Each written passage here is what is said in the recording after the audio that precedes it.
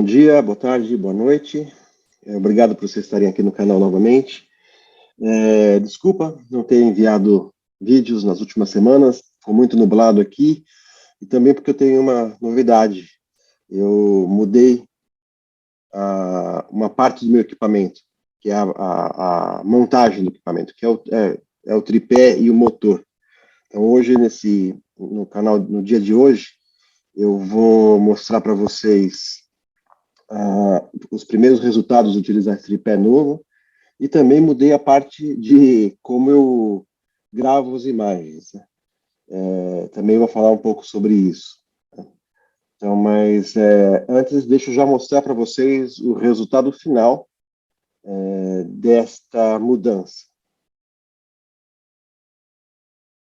Começando com essa foto da Lua, né? Não estava uma lua cheia, a Lua estava um pouco ensombriada, uma parte dela, mas vocês estão vendo aí o resultado de uma fotografia da Lua, né? Ficou muito bom, eu achei que ficou muito bom essa parte. Eu posso dar um zoom, inclusive, nela, ó, e chegar bem perto dos detalhes de todas as crateras que tem na Lua.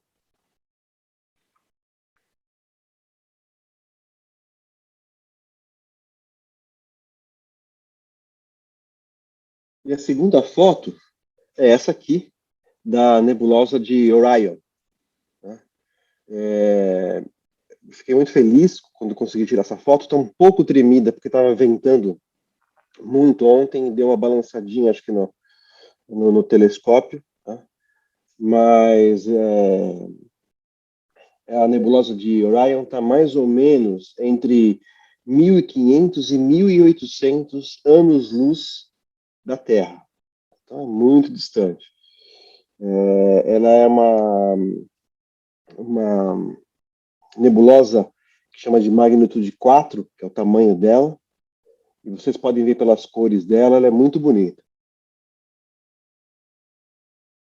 Com o equipamento que eu tinha antes, a base, né, a montagem que eu tinha antes, eu não conseguia tirar esse tipo de foto, tá? Bom, e o que mudou, então, na minha montagem? Bom, eu substituí, então, toda a parte de baixo do telescópio, a montagem, que antes era essa aqui, vocês estão vendo aqui na foto aqui do lado, né?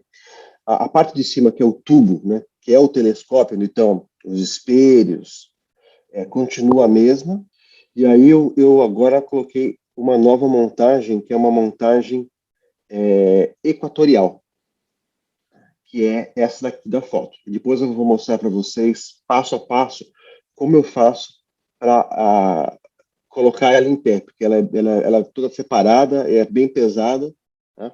Então, mas é uma montagem do tipo equatorial. Bom, e o que é, né, uma montagem equatorial, né?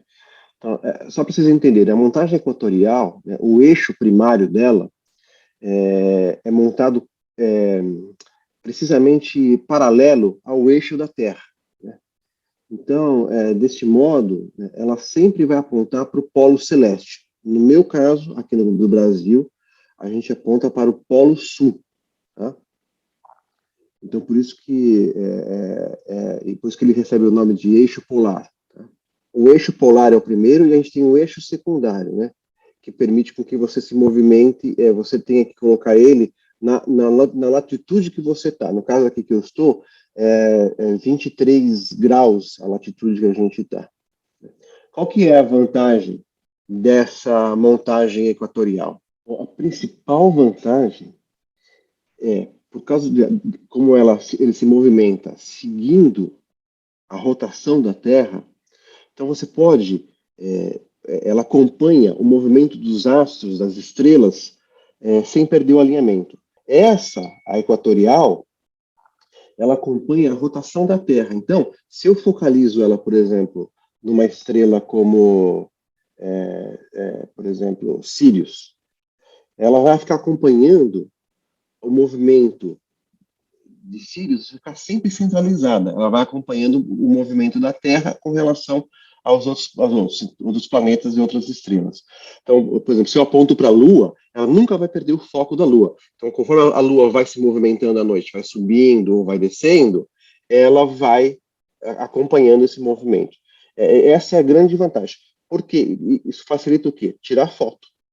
Então eu posso marcar um objeto no meu telescópio e abrir, deixar como a nebulosa de Orion, que está tão longe que a olho nu a gente não consegue ver. Mas eu focalizei ela no telescópio e deixei a câmera, que agora está acoplada no telescópio, aberta, com uma exposição de 20 segundos, e o telescópio foi se movendo e acompanhando a movimentação da nebulosa. Então, por isso que a foto fica também perfeita. Tá? Essa é a grande vantagem. A maioria dos telescópios no mundo inteiro, grandes, utilizam a montagem equatorial. E no meu caso, eu estou utilizando uma montagem equatorial tipo alemã, e ela tem uns pesos para fazer um contrapeso da movimentação, que é esses pesos que estão aqui na foto aqui do lado. Tá? Então, essa foi muito bom, isso aí, eu consegui tirar fotos novas. E além disso, eu aproveitei também, nesse upgrade que eu fiz aí, eu coloquei um motor para fazer o foco automático. Né? Isso vai direto aqui no telescópio, está aqui atrás, eu coloquei aqui atrás do telescópio. Antes disso, eu tinha um botãozinho que eu tinha que ficar virando para acertar o foco. Toda vez que eu encostava a mão para fazer isso, o telescópio tremia. Isso poderia prejudicar o alinhamento e a imagem. Com esse motor, eu controlo tudo no computador.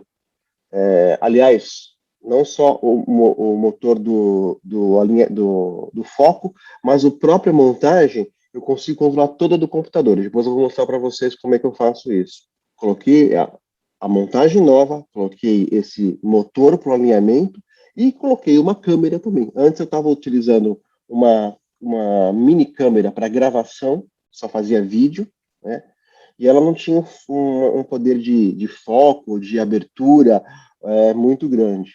Agora eu coloquei uma câmera, uma Canon Rebel EOS a T7, e aqui vocês podem ver, olha, como que eu encaixo a câmera no telescópio. Então eu tenho esse suporte que encaixa direto na câmera, e aí eu ligo a câmera também no computador, e eu controlo agora do meu computador tanto a movimentação do telescópio, o foco do telescópio e a câmera para tirar foto.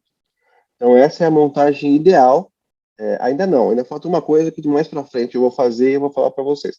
Mas está quase lá. Mas com isso eu consigo tirar essas fotos, como essa da nebulosa que eu mostrei para vocês. Tá? Então é isso. Agora eu espero que o tempo melhorando eu consiga tirar mais fotos, tá?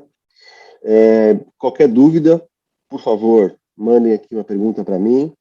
Não esqueça de dar um like e também subscrever aqui no canal. E também passem o link para seus amigos para eles verem como que funciona, como que um astrônomo amador trabalha. Tá? Obrigado por assistirem o vídeo. Até mais.